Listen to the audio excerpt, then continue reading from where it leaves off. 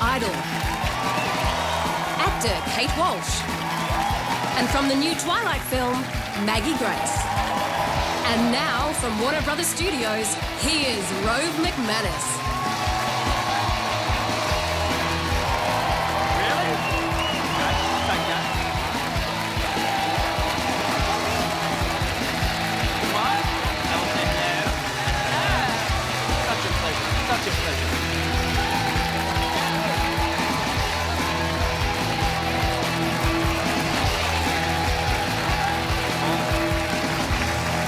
Thank you very much. Good evening and welcome to the show, everybody. Lovely to have you on board wherever you are watching around the world.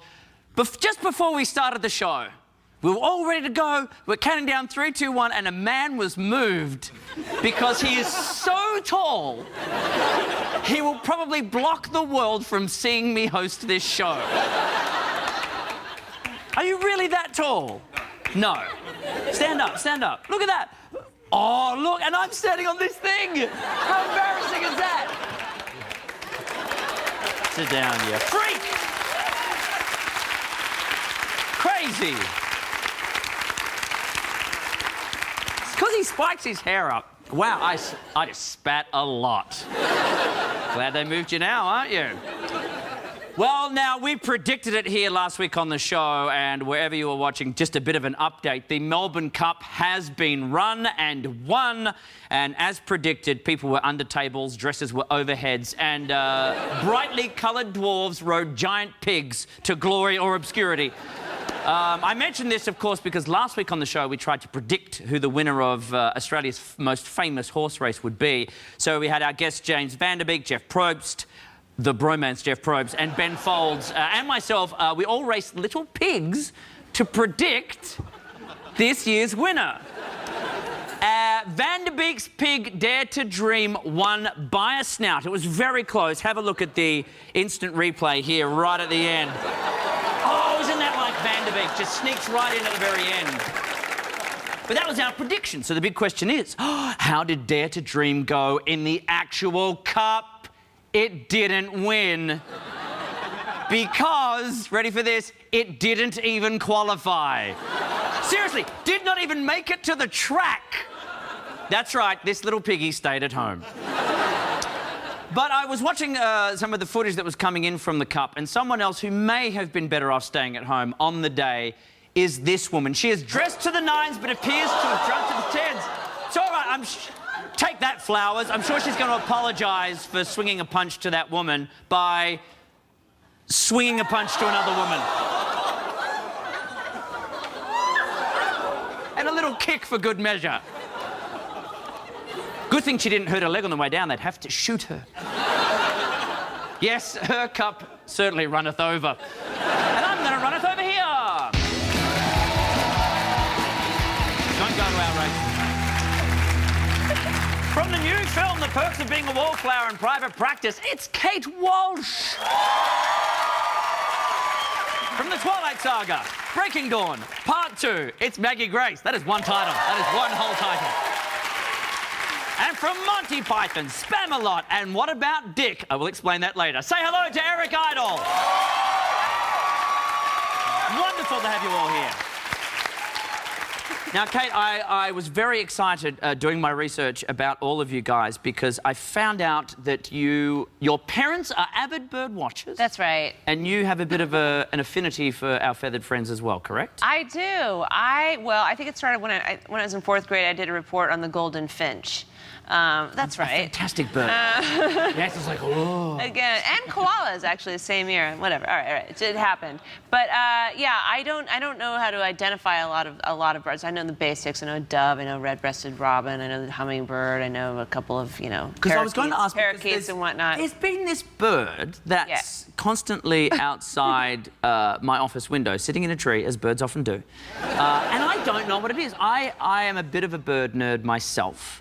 And I was wondering if it's just me not knowing what it is, and I've looked it up in all 3 of the bird books that I have. And I couldn't identify it. So You made it up to get her to hang out in your office all day and be like, Yeah. oh, still hasn't shown up yet. Where's that I mean, I bird?" could be Oh my working. goodness. Yeah. See, it's we'll put This it up on is the screen. so- Does this anybody looks know like- what this is? It's got a really, really long tail. Hold on. Are you sure this wasn't planted because someone knew you're a bird fan or something? This is very exotic. Thank you very for much. Burbank. Yeah, I looked it up though, and it seems like it's a Mexican magpie jay. Would that be right? Yeah. No, that sounds made up. Yeah, you think? Yeah.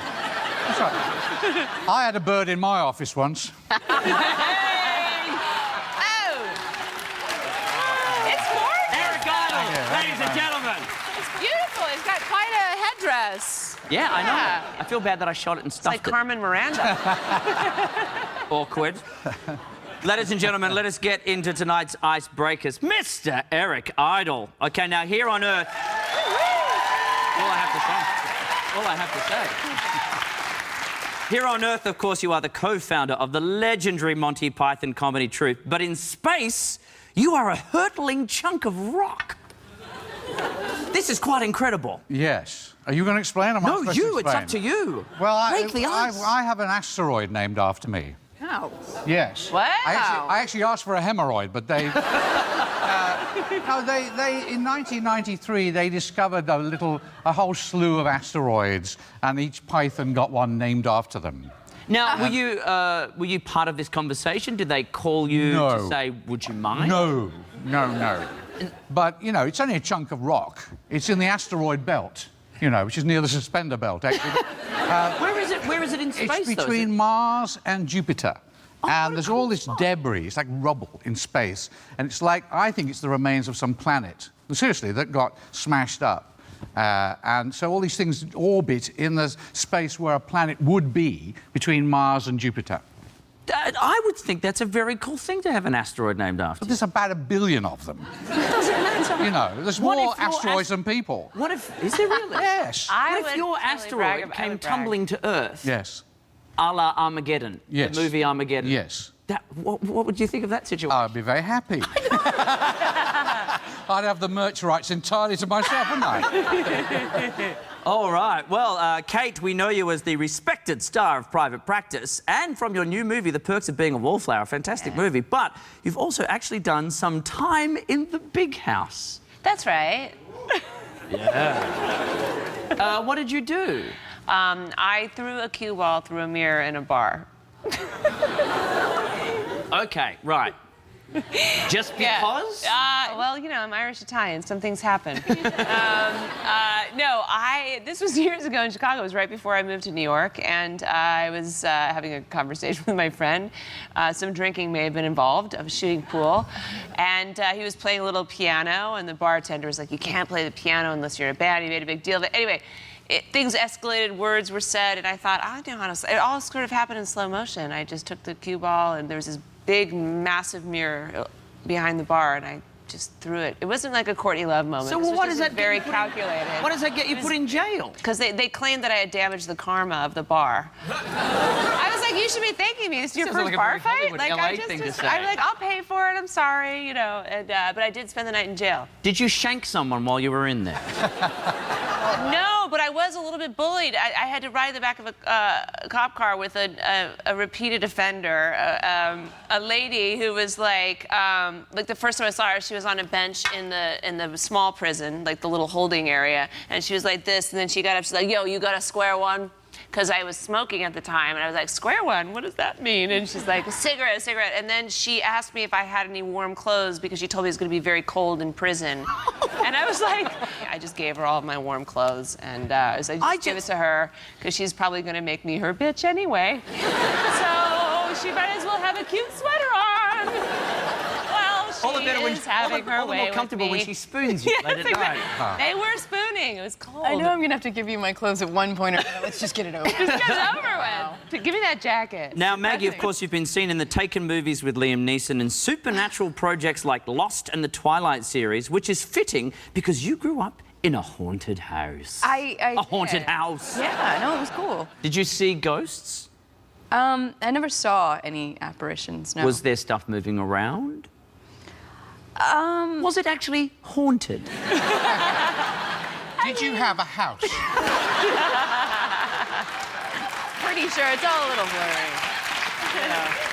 My mother's convinced it was. Like, after the fact, after we moved, it's a couple hundred years old. It was part of the Underground Railroad. A lot of things went down. You know.